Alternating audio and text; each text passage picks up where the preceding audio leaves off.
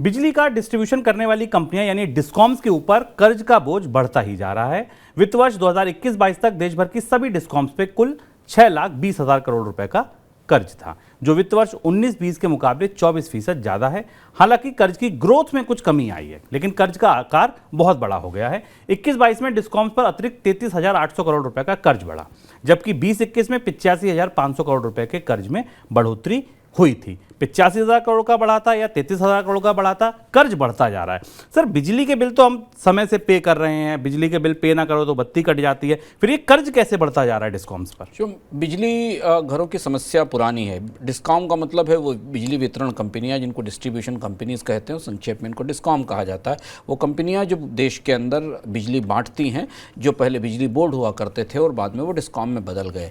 इनके घाटे पैदा हो रहे हैं उस सब्सिडी से जो सब्सिडी इन्हें देनी पड़ती है। इनके पास जिस बिजली की कीमत पर जो बिजली आपको वो दे रहे हैं, उससे ज़्यादा कहीं महंगी बिजली इन्हें खरीदनी पड़ रही है। और इसके अलावा इन्हें बहुत सारी बिजली उन विभागों को और उन जगह देनी पड़ती जहाँ से इनके बकाये देर से लौटते हैं।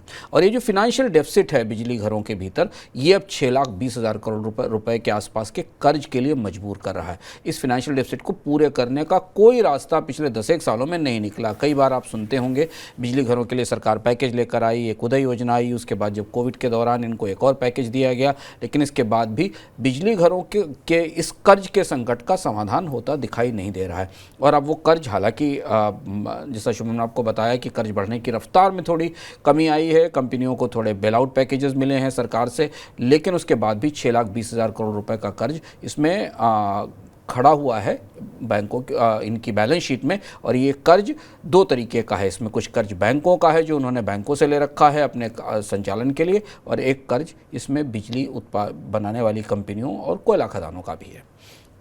देश भर में तापमान बढ़ने की वजह से बिजली की मांग बढ़ गई है, जिस वजह से पावर एक्सचेंजों पर बिजली के दाम बढ़ गए हैं। आशंका जताई जा रही है कि तापमान में और बढ़ोतरी होने की स्थिति में बिजली की मांग और बढ़ेगी और उससे बिजली और महंगी हो सकती है। सर, एक्सचेंजों पर बढ़ी कीमतों का आम लोगों के बिल पर क्या असर पड़ेगा? भारत में बिजली का एक अपना बाजार है, पावर एक्सचेंज है, जिस पावर एक्सचेंज पर बिजली ट्रेड होती है और जिसे हम आमतौर पर जैसे स्टॉक मार्केट है, कमोडिटी मार्केट है, कोई दूसरा बाजार होता है, वहाँ से हम ये अंदाज ले सकते हैं कि भारत में बिजली की कीमत क्या होनी चाहिए। है क्या, ये बिल्कुल अलग है। जैसे हमने आपको बताया कि बिजली कंपनियाँ बिजली की दरों को सरकार के दबाव में, सब्सिडी के कारण नियंत्रित रखती हैं। उन्हें बिजली की दरें बढ़ाने के लिए सरकार से मंजूरी लेनी पड़ती है। एक रेगुलेटरी प्रोसेस है जिसके तहत बिजली की दरें बढ़ती हैं, जो हमने हाल में कुछ राज्यों में बढ़ती हुई देखी।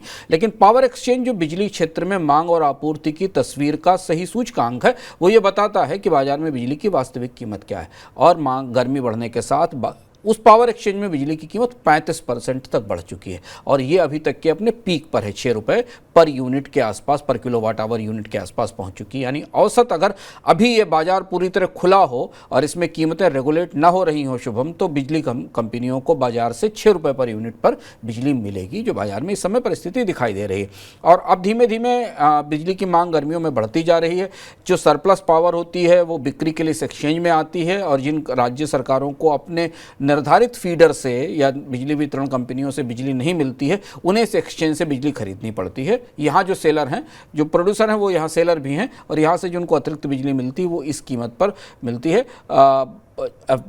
इस वित्त वर्ष में जो ख़त्म हुआ है अभी मार्च के अंत में, भारत के पावर एक्सचेंज में करीब 96.8 बिलियन यूनिट्स की बिजली की ट्रेडिंग हुई है। अब आप इसे ध्यान से इस आंकड़े को समझिए। ये वो बिजली है जो खरीदी गई है। जितनी बिजली बनी और जितनी बिजली के पावर परचेज एग्रीमेंट एक डिस्ट्रीब्यूशन कंपनी यानी डिस्कॉम और बिजली घर के बीच हो, उसके अलावा जो बिजली की शॉर्टेज थी वो इस 96-97 बिलियन यूनिट की बिजली की ट्रेड से पूरी हुई थी। हालांकि इसमें पिछले साल ट्रेडिंग में बिजली की ट्रेडिंग के मात्रा में या वॉल्यूम में कमी आई थी। लेकिन बिजली की बढ़ती कीमतें हमें बता रही हैं कि यदि बिजली घरों को, या तो डिस्कॉम्स कीमतें बढ़ाएंगे आने वाले समय में, बिजली महंगी होगी, जिसकी कोशिश शुरू हो गई है, कुछ राज्यों में हो गई, कुछ राज्यों में बढ़ाकर वापस ले लिया गया है।